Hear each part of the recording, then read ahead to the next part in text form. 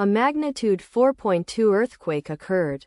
Alaska Peninsula. 88 kilometers SSE of Sandpoint. United States or 956 kilometers SSW of Anchorage. United States. On Wednesday, the 16th of July 2025, at 13 hours 39 minutes and 30 seconds local time, the quake had a depth of 20 kilometers and was not felt, or at least not reported so. Data source from EMSC. Did you feel it?